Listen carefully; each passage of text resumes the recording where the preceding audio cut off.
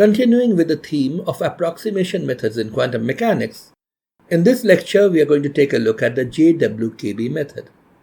This is an important method not only because it allows us to determine approximate energy levels, scattering cross-sections, and other important physical quantities for many different kinds of systems. It is also important because it allows us to understand the semi-classical limit of quantum mechanics, and it also opens up a new way of dealing with many systems which could not be handled by the more conventional approaches. Now, Jwkb is obviously an acronym. It stands for Jeffreys, Wenzel, Kramers, and Benoit. As should be obvious from this rather long list of names, several people had independently worked on this method and come up with various different but equivalent schemes of understanding the semi-classical limit of quantum mechanics. Indeed, there are a few more people whose names have not been mentioned here. This method is often called the Jwkb method, and we are going to essentially use that name for the rest of this lecture. Now, in order to understand the Jwkb method, let us start with something which is very, very simple. The free particle, the simplest possible system that you can think about. Of course, the Schrodinger equation for the free particle can include a potential energy term, but that potential energy has to be a constant. So the Schrodinger equation essentially becomes minus h cross square by twice m d2 psi dx2 plus v psi equal to e psi. Or you could use the other familiar form d2 psi dx2 plus twice m by h cross square e minus v times psi equals 0. Now, given the fact that this quantity twice m by h cross square e minus v is a constant for a free particle, you can define k to be root over twice m e minus v by h cross, and then the solutions to the free particle wave equation would simply be some normalization constant a times e to the power plus or minus ikx. Note that here k essentially is the momentum of the particle. It is the classical non-relativistic momentum of the particle, p, divided by h cross. Now this, of course, is a very simple solution. But as it can be easily understood, this simplicity is there only because we are dealing with a very simple problem, a situation where the potential energy is a constant. But we would expect that if the potential energy were a variable, but a rather slowly varying variable, then a solution which is somewhat similar to this can still be imagined. So for a varying potential, we can assume that k, instead of being a constant, is now a variable. K of x is 1 by h cross square root of twice m e minus v of x. So still the momentum at the point x, or what would have been the momentum classically at the point x, divided by h bar. And as a first guess for the wave function, we might try to use this variable k and replace the phase factor k times x for the constant potential case by an integral of kx prime dx prime from some initial value of x0 of x prime to a final value of x. So, to the plus or minus I by h cross integral of px prime dx prime from some initial value to x. I have deliberately not written down the lower limit for the integral over x prime here, simply because changing that lower limit would simply provide an overall constant in the wave function, and that has no physical significance, at least not at this stage. So this is our first guess. But just to see whether this guess is really good, what we can do is we can start from the Schrodinger equation by assuming the psi of x is e to the I phi of x by h cross. Note that there is no approximation at this stage. I am just changing the variable, the dependent variable from psi of x to this new dependent variable phi of x. Given this new variable, you can always rewrite the Schrodinger equation in terms of phi, and for that all you need are the derivatives of psi in terms of the derivatives of phi, and it's pretty easy to see that the second derivative, the one we need, is going to be minus phi prime whole square by h cross square plus I by h cross phi double prime times e to the phi I phi by h cross. Now, if you take this expression for psi double prime, plug it back into the Schrodinger equation, and cancel out common factors, you will get an equation for phi. And this equation turns out to be phi prime whole square minus IH cross phi double prime is equal to p square of x, where p square of x is nothing but the momentum of the particle, or at least the classical momentum of the particle at the position x. Note that E minus V of x is the kinetic energy which a classical particle would have had. Multiplying that by twice m and taking the square root would have given you the momentum. Let me stress once again that at this stage the equation we have for phi is exact. We have made no approximation yet. This equation is exactly equivalent to the one-dimensional Schrodinger equation. But one glance at this equation should tell you that there is a limit in which this equation can be solved rather easily. And that limit happens to be if h bar is 0. Because in the limit h bar goes to 0, the equation simply becomes phi prime whole square equal to p square x. And that means phi prime can now take the value of plus or minus p of x. So phi, the quantity which apart from I by h cross is in the exponent for psi of x, simply can be found out by integrating p of x prime dx prime. So our guess that we had made a while ago is nothing but an approximation that you would obtain if you were to put h cross equal to 0 in this otherwise exact equation. Of course, h cross is not really 0, but in many situations, especially in situations where we are close to the classical limit, h bar is a very small quantity. And this suggests that at least in the semi-classical situation, we can make considerable progress by thinking of phi as a power series expansion in terms of h bar. Going along with this basic idea, we write phi of x in an expansion h bar to the n phi n x, summed up from n going from 0 to infinity. This is of course an expansion in powers of h bar, and plug this back into the nonlinear equation phi prime square minus IH bar phi double prime equal to p square x. Now when we do that, the phi prime square term is of course equal to a sum over L of h bar to the L phi prime L times a sum over m phi prime m h bar to the m. And when you put them together, you get the first term here. In addition to that, the minus IH bar phi double prime will give us minus I sum over m going from 0 to infinity h bar to the m plus 1 phi m double prime. And this whole thing has to be equal to p square. The next step should be a very familiar one to all of you. You just look at like powers of h bar on both sides and equate them to get a series of equations. The very first one of them is rather trivial.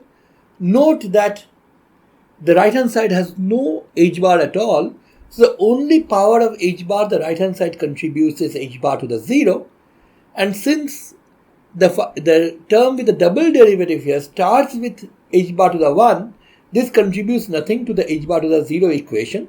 The only term that you get for h bar to the 0 on the left hand side is phi prime 0 whole square. So you end up with our equation phi prime 0 whole square equal to p square. This should not come as a surprise because, as we had already seen, putting h bar equal to 0 in the original nonlinear equation would have told us phi prime square is p square.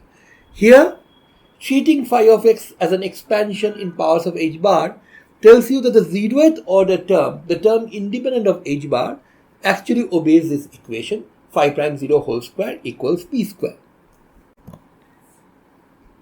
So it is easy to see that phi 0 of x can be found out by carrying out a simple integration. P of x prime dx prime integrated from some lower limit x0 to x gives you phi 0 of x. Of course, you have a choice of plus or minus signs depending on whether your wave is a right-going wave or a left-going wave. Moving on to the first order term here, h cross to the 1, the right-hand side, of course, has no first order term, so the right-hand side vanishes. On the left-hand side, the double derivative term contributes minus I times phi 0 double prime. And the first term contributes two terms, phi 1 prime, phi 0 prime, and phi 0 prime, phi 1 prime. That of course means that the first order correction is twice phi 1 prime, phi 0 prime minus I phi 0 double prime is equal to 0. And this tells us that we can calculate phi 1 prime simply by carrying the 2 phi 0 prime to the other side.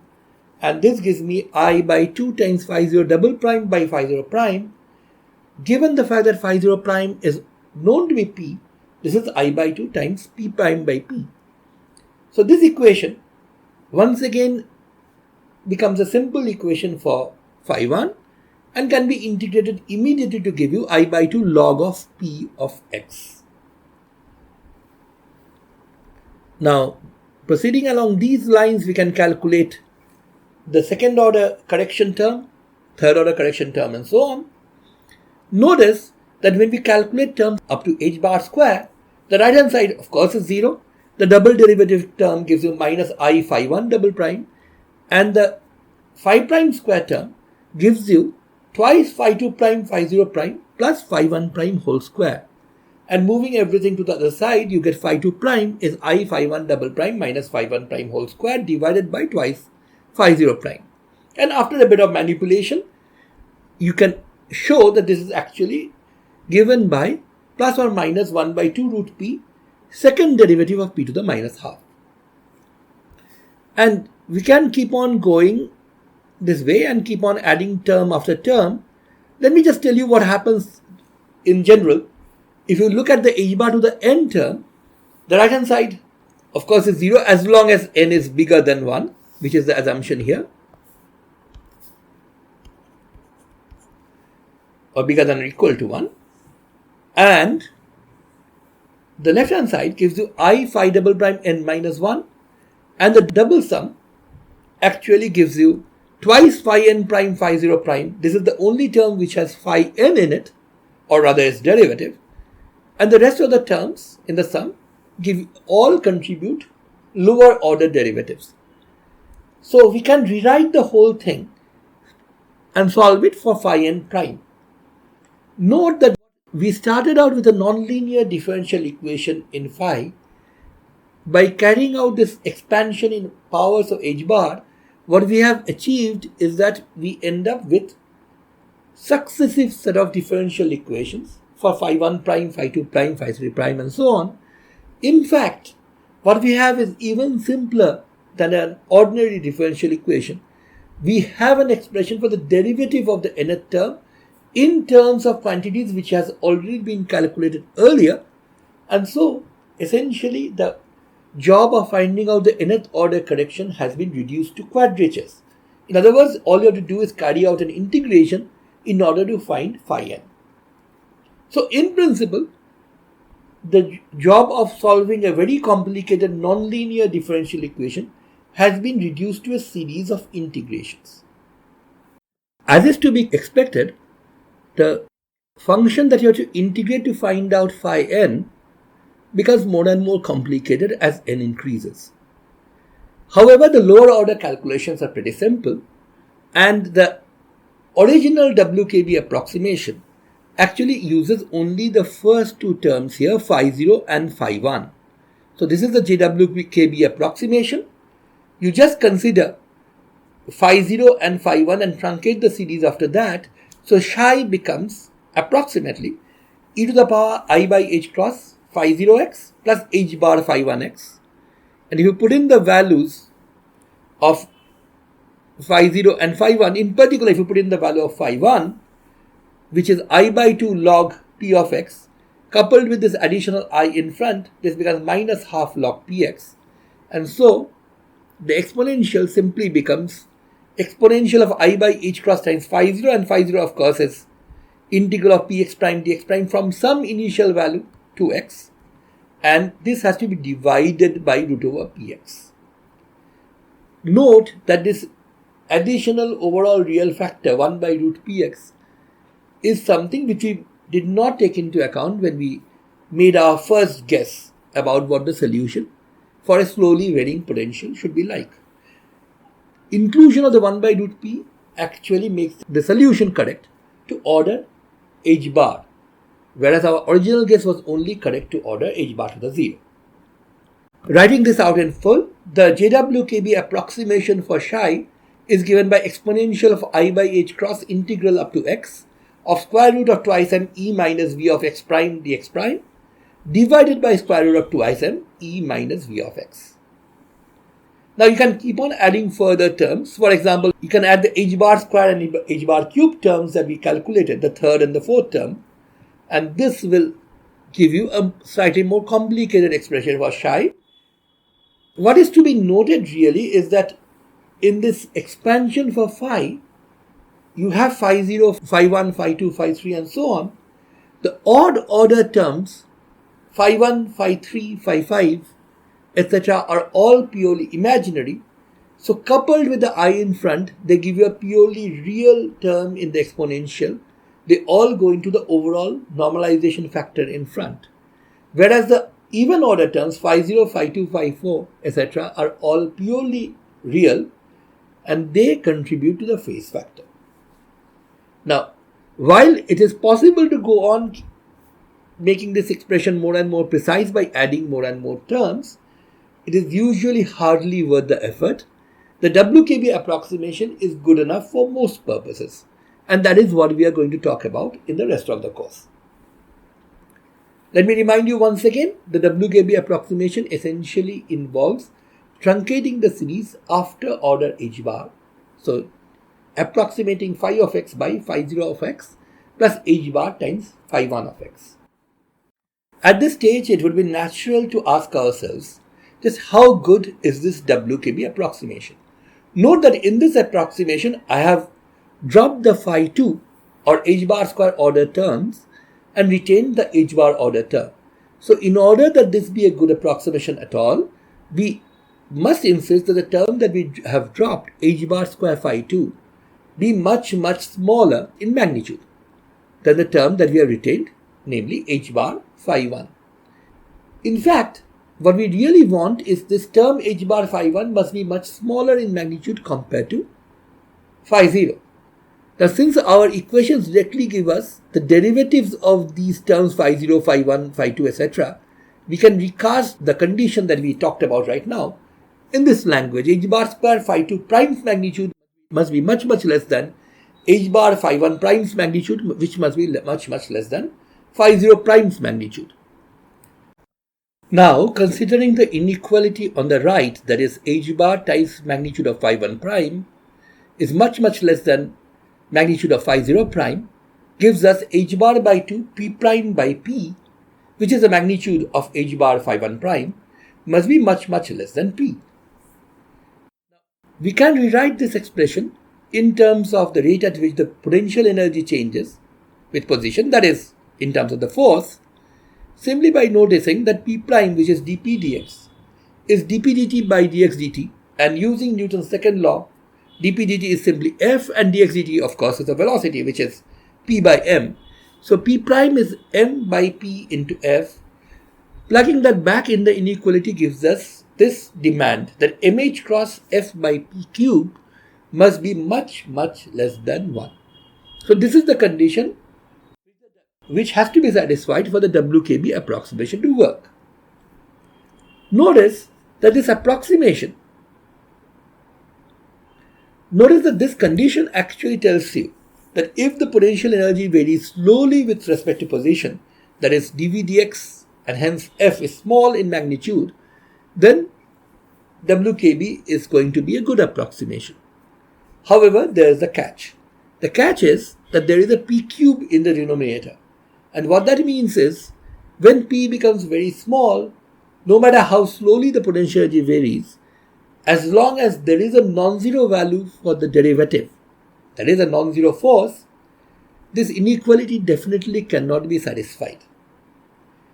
Now, p, the momentum becomes very small near the classical turning point of motion. Remember, in classical physics, a particle can only stay in a region where its total energy is bigger than or equal to its potential energy, and at the point where E becomes equal to V of x, a particle would have to stop and turn back. Now at the turning point, the momentum is exactly 0. And so near the turning point, the momentum will be very small, and hence this inequality will definitely not work. So the Wkb approximation definitely breaks down near the turning points. This should not really come as a surprise at all, because if you look at the Wkb wave function, the factor in front had a 1 by root over p of x. And this, of course, blows up when p of x vanishes. What saves us is the fact that the approximation that we used here, the Wkb approximation, works fine as long as they are far away from the turning point. But near the turning point, the actual wave function is very, very far away from the Wkb approximation. We will not say much about the other inequality, that is h bar square phi 2 prime has to be much, much smaller than h bar phi 1 prime, and hence much, much smaller than phi 0 prime. This is usually satisfied by most physical situations. However, let me warn you that there is a particular thing that you have to be wary of. Note that both phi 0 and phi 2 actually contribute to the phase, and the phase is a cyclic quantity. A phase which is 2 pi is essentially the same as a phase of 0. What that means is that while phi 0 may be much, much bigger than phi 2 in almost all situations, the effect due to phi 2 may not be negligible compared to effect due to phi 0. After all, when phi 0 becomes a multiple of 2 pi or becomes close to a multiple of 2 pi, its effect is negligibly small, and there phi 2's effect could even dominate. So for the Wkb approximation to work, what we are really looking at is that h bar square phi 2, which is the integral of h bar square phi 2 prime, must be much, much smaller than 1. Whether it's much, much smaller than phi 0 or not is not in itself enough to ensure that it can be neglected. I've tried to summarize the situation with my rather poor drawing skills in this diagram. Here the blue curve indicates the potential energy as it varies with x. The green line, the horizontal green line here, depicts the total energy of a particle, which of course is a constant, and that is why this line is horizontal. Classically, you would expect a particle which starts off at x equal to a to speed up until it reaches the maximum of kinetic energy at a point where the potential energy is the minimum. Then it should slow down and come to a halt at x equal to b, turn back and keep on going back and forth between a and b. So a and b are the classical turning points. In between the classical turning points, you have the classically allowed region where the momentum p is a real number, and hence the wave function, which essentially is equal to the I by h cross integral of px prime dx prime, at least in the Wkb approximation, is sinusoidal. And what I've tried to depict here rather crudely is the fact that as the momentum increases, as you approach the minimum of the potential, the wavelength goes down, since increasing momentum would mean increasing wave number, which is inversely proportional to the wavelength. And on this side, again, the wavelength rises and becomes bigger and bigger as the momentum decreases. Because of the extra 1 by root p factor, which Wkb tells us must be there in the wave function, the amplitude of these oscillations also grow as you get closer and closer to the turning points on both sides. In the region where x is bigger than b, out here, and where x is less than a, the total energy is actually less than the potential energy. This is the classically forbidden region. And in this region, the momentum p would be a purely imaginary quantity. And as a result, the exponential of e to the I by h cross integral px prime dx prime would actually be exponential in behavior. So we have exponential decrease on both sides. Of course, Wkb allows you to have both exponentially decreasing and exponentially increasing wave functions. But because we want our wave function to be normalizable and not to blow up as x approaches plus infinity or minus infinity, we only use decreasing exponentials here. What is very important is that these three regions where we have a solution, which we have depicted by psi 1 Jwkb, psi 2 Jwkb, and psi 3 Wkb respectively, these regions do not cover the entire real line.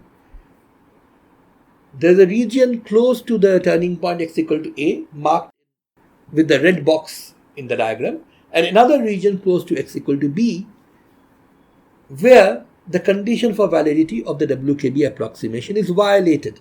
So our Wkb approximate solutions are pretty decent and good approximations to the actual wave function, but they do not cover the entire real line. A narrow region near the two turning points is actually not covered by this Wkb approximation.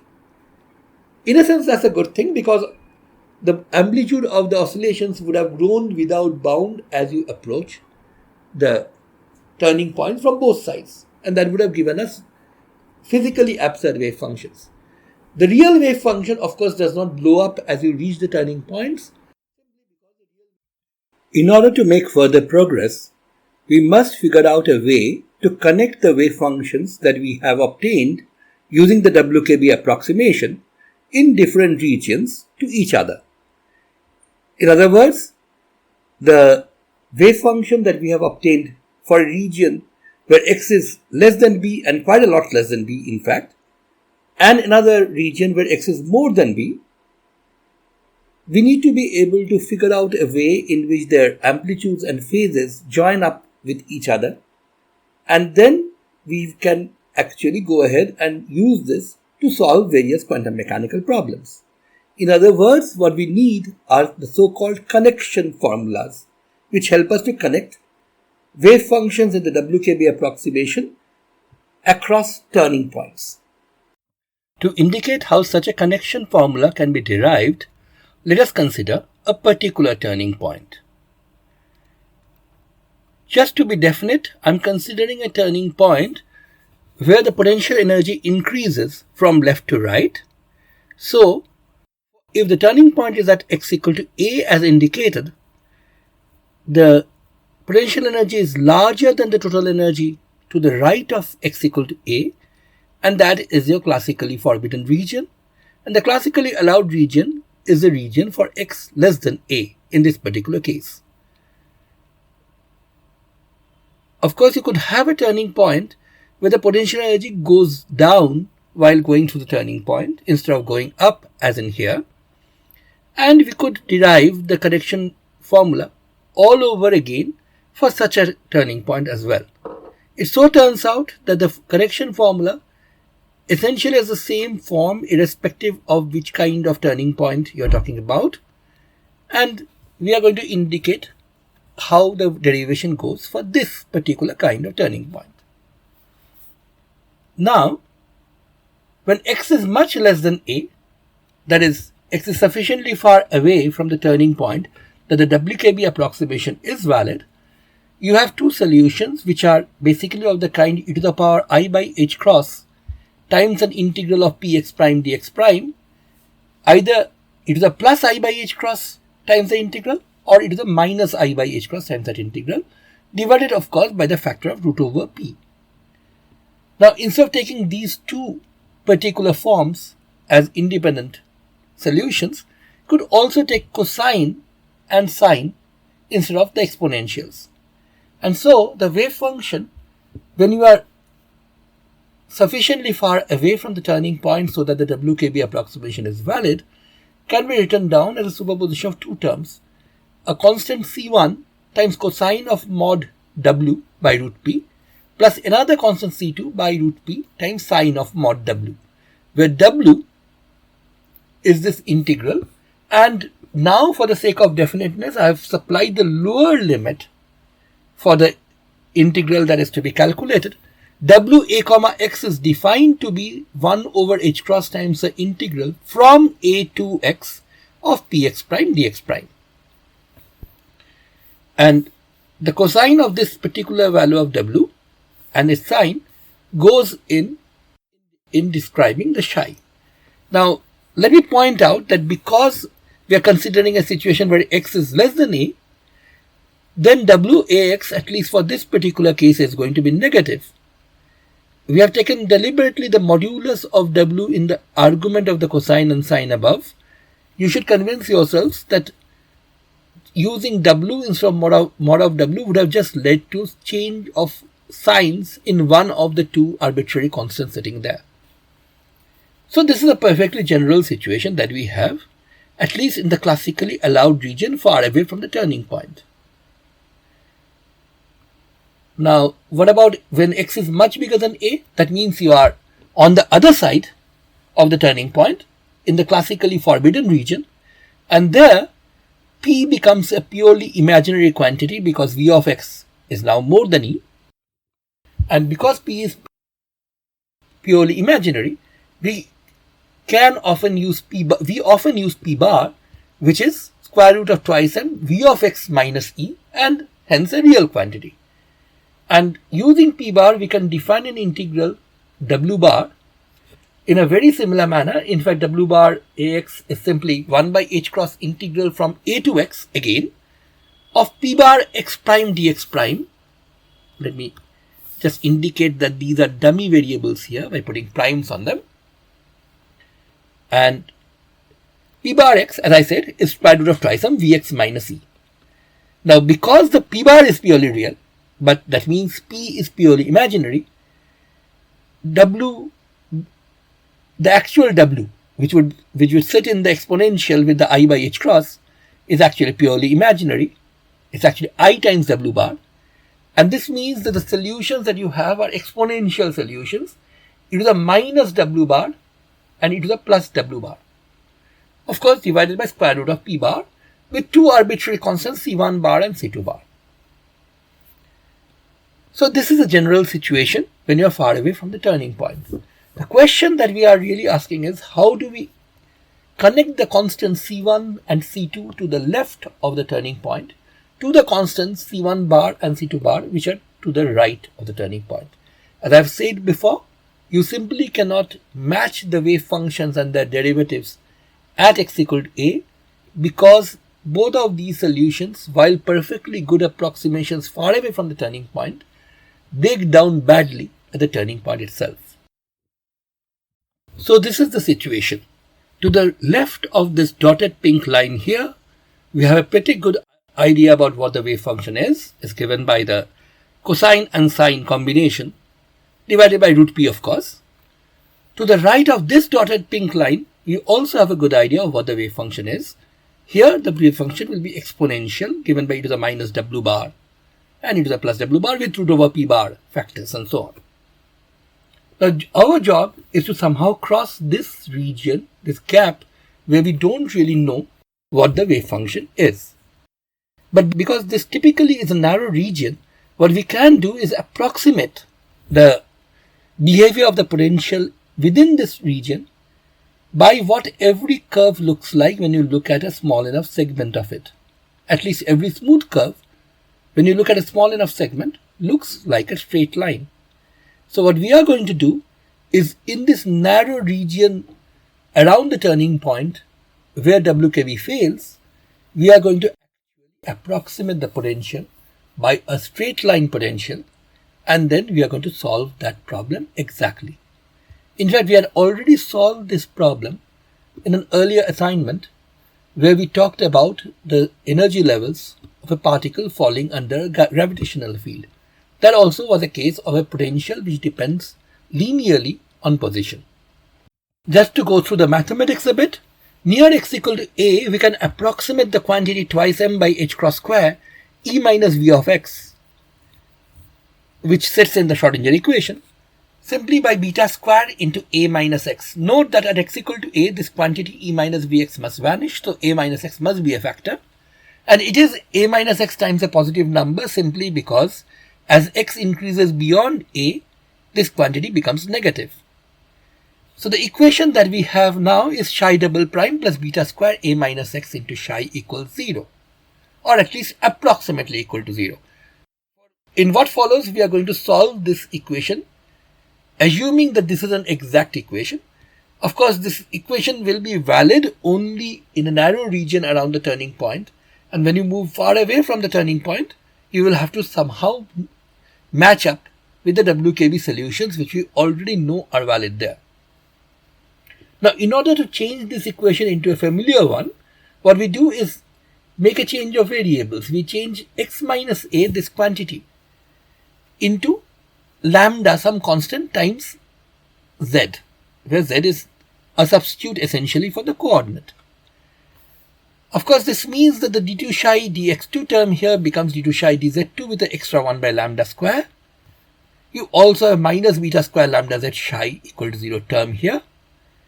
And it's easy to see that if you choose lambda in such a way that lambda cube beta square equals 1, then this differential equation becomes d2 psi dz2 minus z psi equals 0.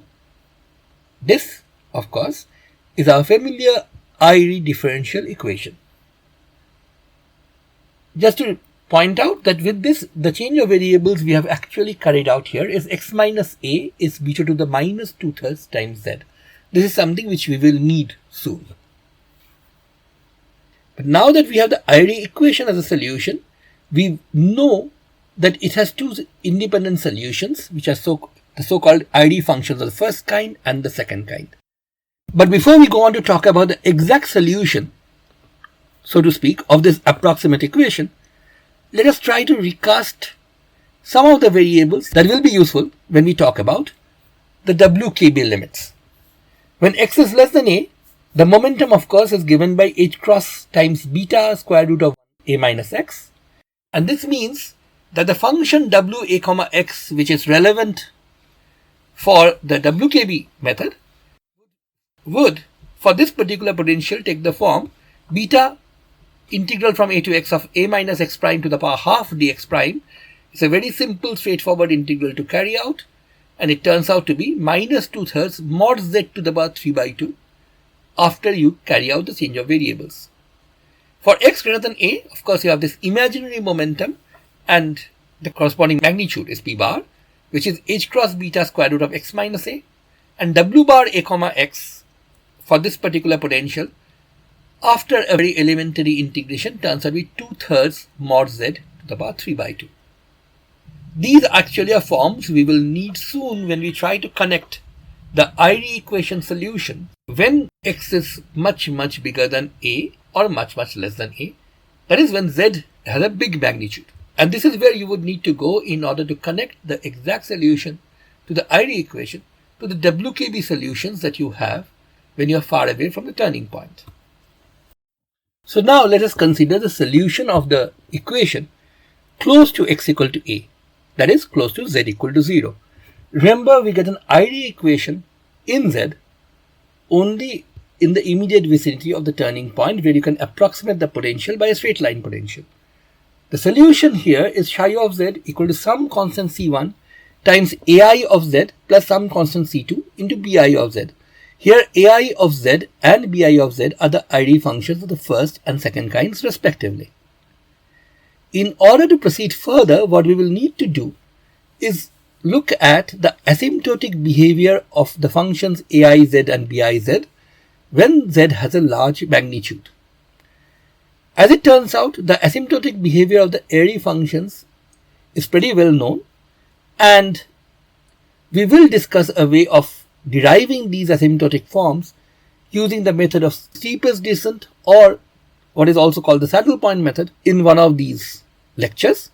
But for the time being, I am going to ask you to take on trust the following form for the asymptotic behavior of the Airy functions. Let us talk first about the Airy function of the first kind, aiz. Now, as z goes to plus infinity, the Airy function essentially behaves like a decaying exponential, but not e to the minus z, but something slightly more complicated. It behaves like e to the minus 2/3 z to the power 3/2.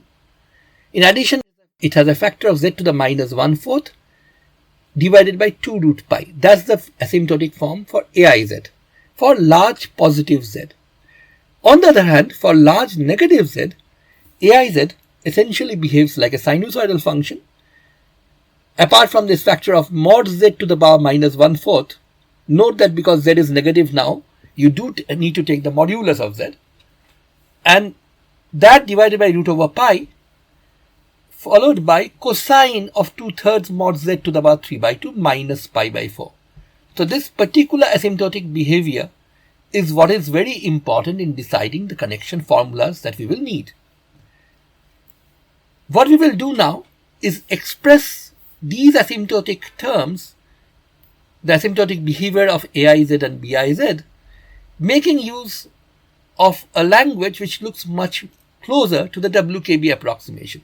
In fact, what we are going to do is use W bar and P bar on the right, that is for Z bigger than 0, and W and P on the left to express these asymptotic forms.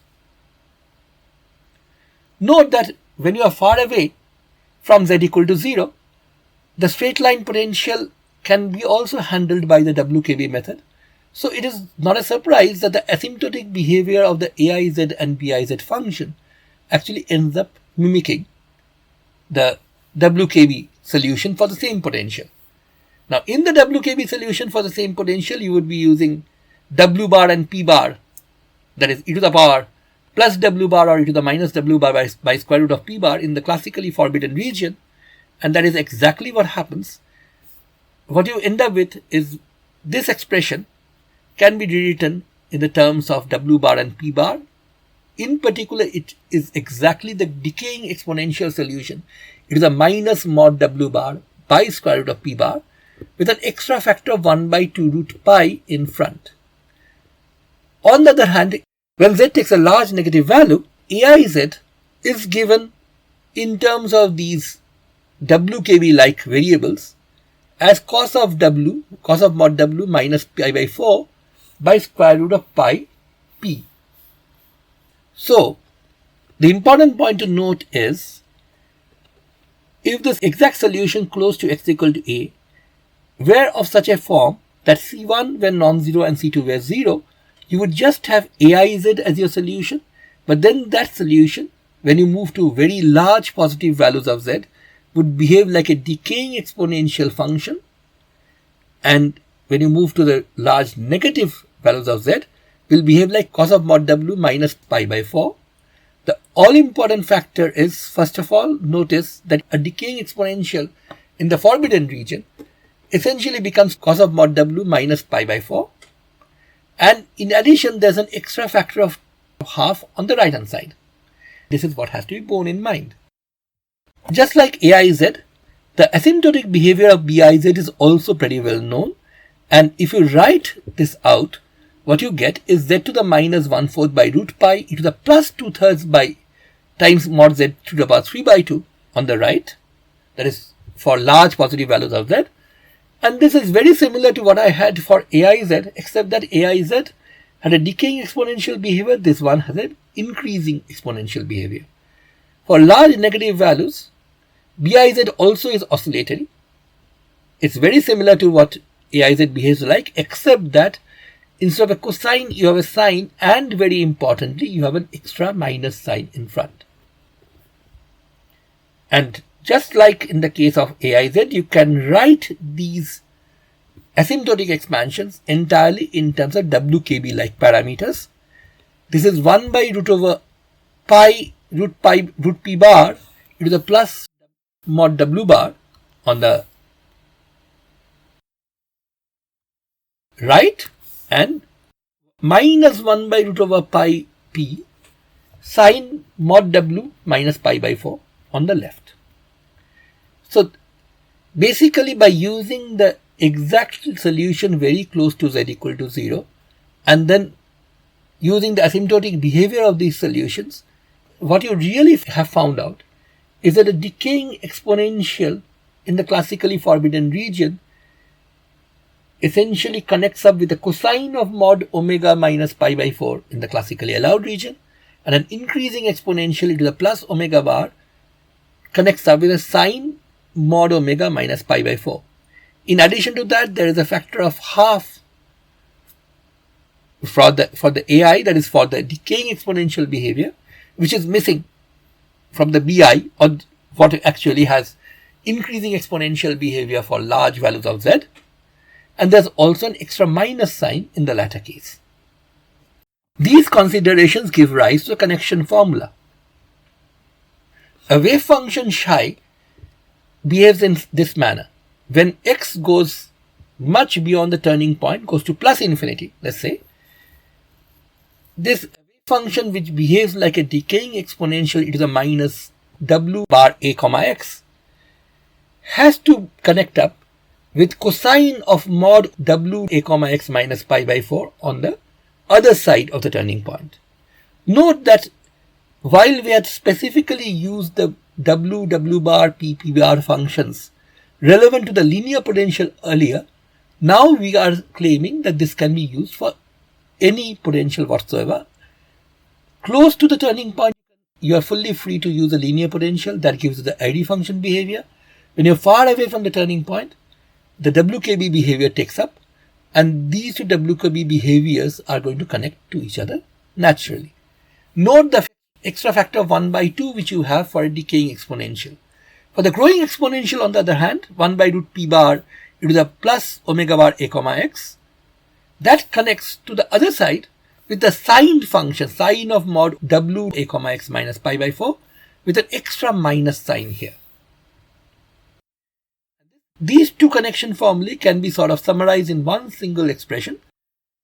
If instead of taking cos mod omega a comma x minus pi by 4 or sine of that, we took in general the behavior cos of mod omega minus pi by 4 plus alpha, where alpha is some arbitrary phase, on the left hand side, that is far away from the turning point into the classically allowed region, that will connect up on the other side with sine alpha e to the mod w bar by root p bar plus cos alpha by 2 root p bar e to the minus w bar. The 2 here is explicitly shown, that is the same as the 1 by 2 which came essentially from AIX's behavior, asymptotic behavior.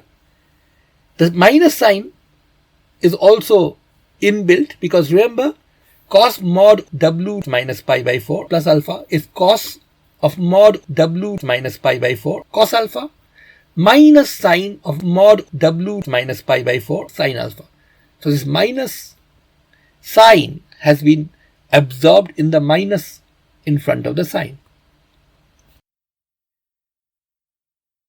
Now, this particular equation is a central equation that you have to use whenever you want to learn about what happens across a turning point using the Jwkb approximation.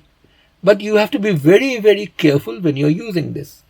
Note that if alpha changes very, very slightly, that will hardly make much of a change in the classically allowed region.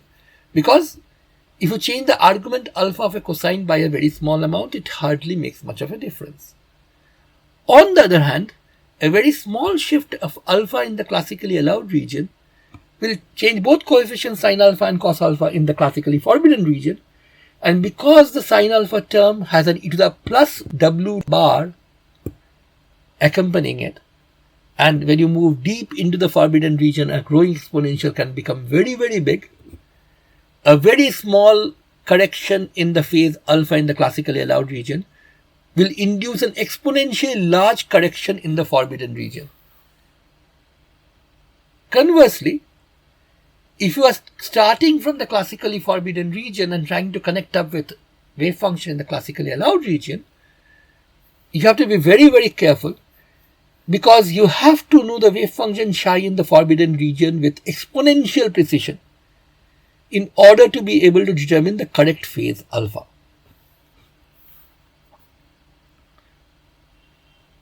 Now, there is one situation where this is really not much of a problem. There is one situation where you do know the wave function psi in the forbidden region with exponential precision. This is the situation where the forbidden region extends all the way up to infinity.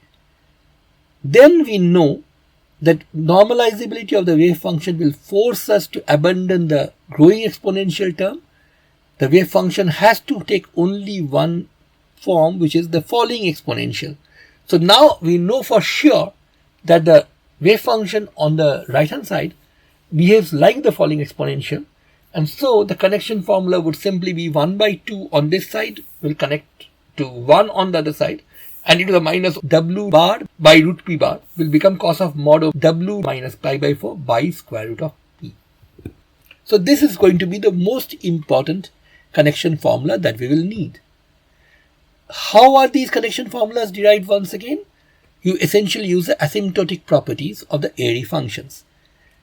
And let me assure you, we are going to discuss the asymptotic properties, the derivation of the asymptotic properties of the Airy functions in a later video. For the time being, let us just take these connection formulae as granted and try to see what use we can make of them. Let us now put the connection formulas that we have just derived to use in deriving a very important special result in quantum mechanics. This is the Bohr-Sommerfeld quantization condition, which was the cornerstone of old quantum theory. Bohr and Sommerfeld had actually derived this quantization condition starting from the ideas of action angle variables in classical mechanics and used some ad hoc arguments in order to arrive at these conditions. What we are going to show is that the Jwkb method, used properly, will give us a derivation of this very important result, although there will be some small modification. Now the setup for this situation is as follows. You have a potential energy curve V of x, the curve which has been drawn in blue here, and you have an energy E for a particle which is depicted by the red horizontal line. The turning points are the 2 points at which V of x equals E, that is V of A and V of B are both E, A and B are the turning points. Classically, a particle would of course oscillate between these 2 points.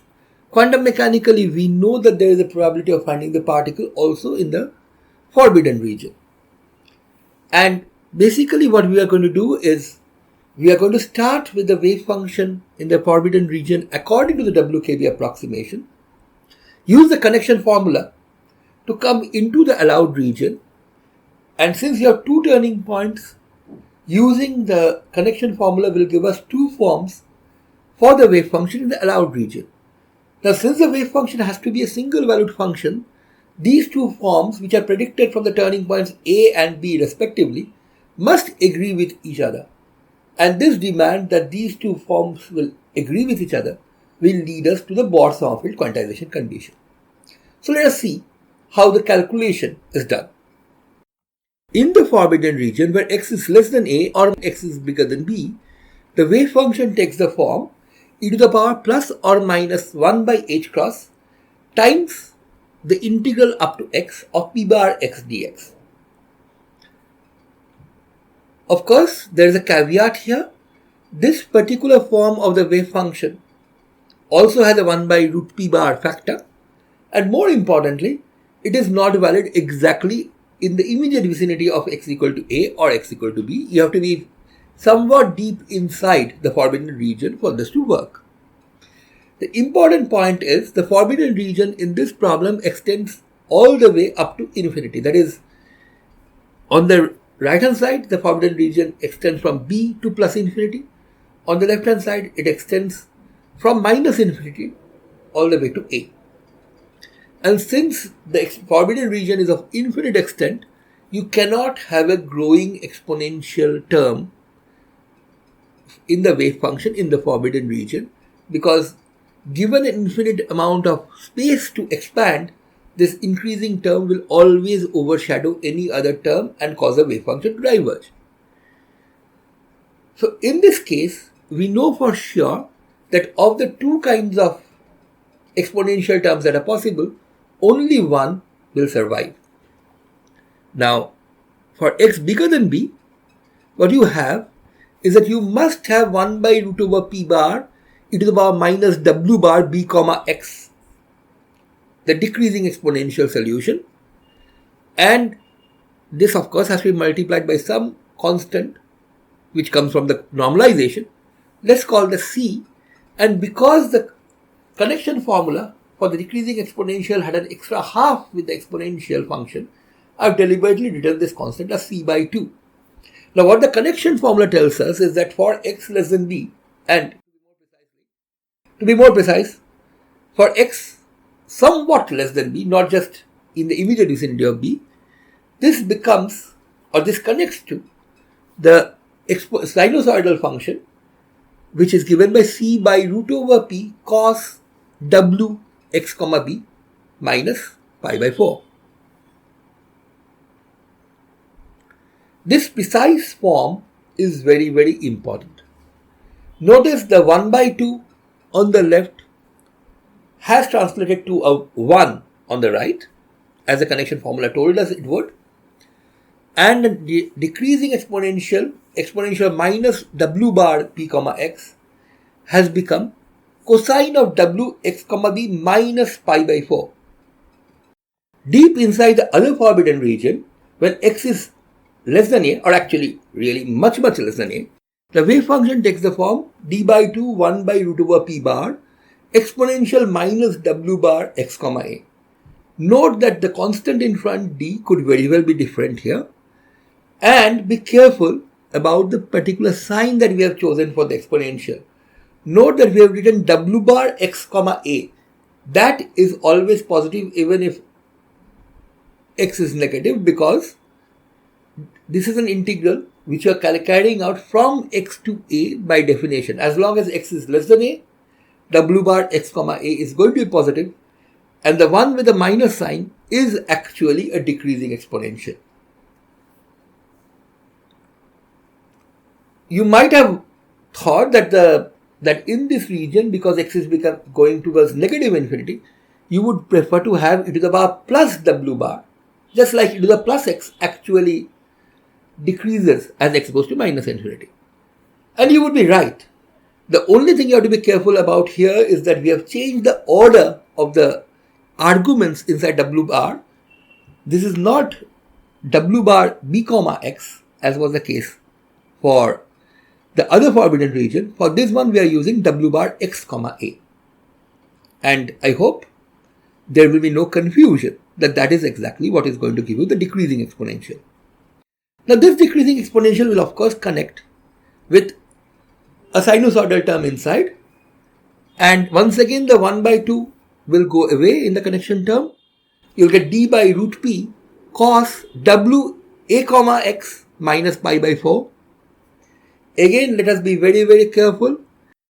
What should be sitting inside the cosine function's argument is cos of mod w. We have carefully chosen our arguments of w in this case so that w has a comma x as arguments.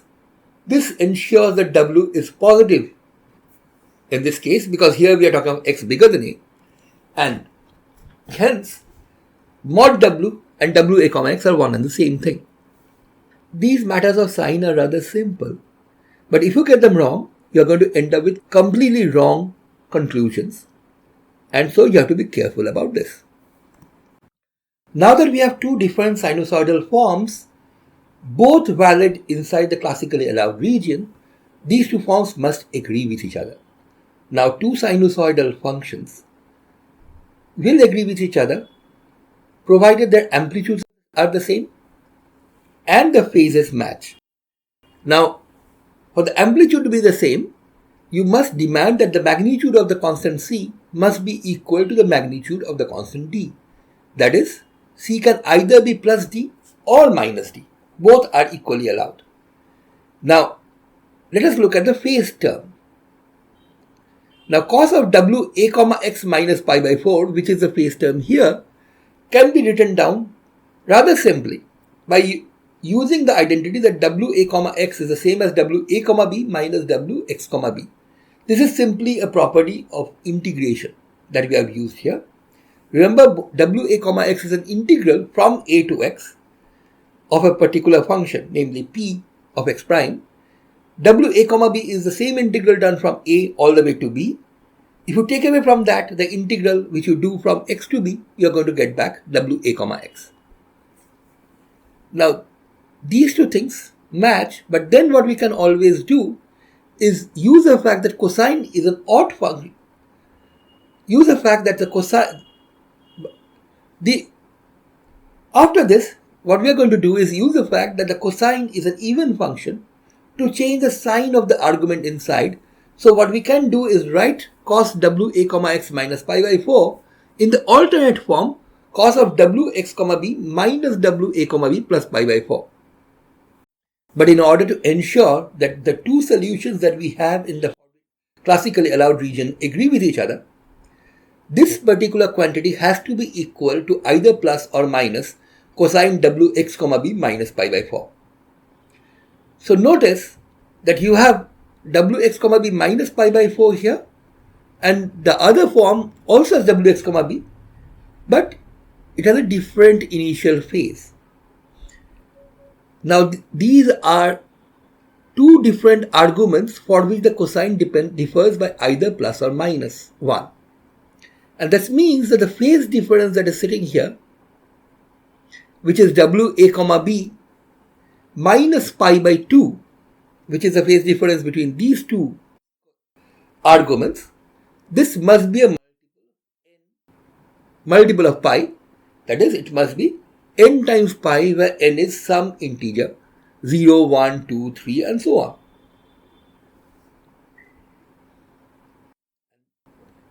Now, rewriting the expression for Wa, b, what you get is 1 by h cross integral from a to b of px dx, which is Wa, b, must be equal to n plus half pi. And rewriting this expression slightly gives us this very important condition that when you integrate p dx over a complete cycle in the phase space, which means of course that x goes from a to b and back from b to a, p of course changes sign in the process, so p dx gives you the same value for the integral from a to b and from b to a. So this cyclic integral of p dx is actually twice the integral from a to b of px dx. And this quantity, normalized by a factor of 1 by 2 pi just for convenience, is the classical action as you go around a complete period. And this turns out to be exactly equal to n plus half times h bar. This is the celebrated Bohr-Sommerfeld quantization condition. Except for one small difference. In the original Bohr-Sommerfeld quantization condition, the action p dx over a closed cycle was given by n times h. Or in our version, that would have been n times h bar because of the extra 1 by 2 pi in the definition of J. What we see is that the Wkb approximation, which is based on quantum mechanics proper, does give us back the same expression, except that it puts in an extra piece of half h bar. This extra half is very, very important physically. As you all know, this extra half h cross is actually relevant in terms like the 0 point energy, which tells you that a quantum system can never be completely at rest or can never have zero energy because of fluctuations. Now this action has another nice geometrical meaning, especially if you look at this in the phase space. The cyclic integral of p dx is nothing but the area enclosed by the phase space curve, and what we have found is that the Wkb approximation is telling us that this has to be n plus half times h. Of course, here we are talking of cyclic integral of p dx without the extra 1 by 2 pi. And this means that when you go from one quantum state to the next, this quantity increases by h. So for each quantum state, there is an associated area of h, which is 2 pi h bar, in the phase space. Now this is a result which is very, very important for various purposes. You must have seen this in statistical mechanics. In classical statistical mechanics, this was sort of introduced ad hoc in order to facilitate counting of states in an otherwise uncountably infinite number of states in a phase space, which classical mechanics would have. In quantum statistical mechanics, this is introduced basically as a consequence of the uncertainty principle. But this is a more rigorous way of seeing that every state must be associated with an area of h in phase space. Now, as you have seen earlier, these quantization conditions can help you to figure out energy levels, at least approximately, for some quantum systems. But the Wkb method also gives you information about the nature of the wave function. For example, in this particular situation, we know that in the forbidden region, the wave function has to be decreasing exponentials, so there can be no nodes in the forbidden region. But what about the allowed region? In the classically allowed region, the wave function essentially is given by this quantity c by root p cosine of 1 by h cross integral from a to x of px dx minus pi by 4. Now the phase term or the argument of this cosine varies from minus pi by 4 when x is equal to a on one end of the classical allowed region all the way up to n plus half pi minus pi by 4, that is all the way up to n plus 1/4 pi.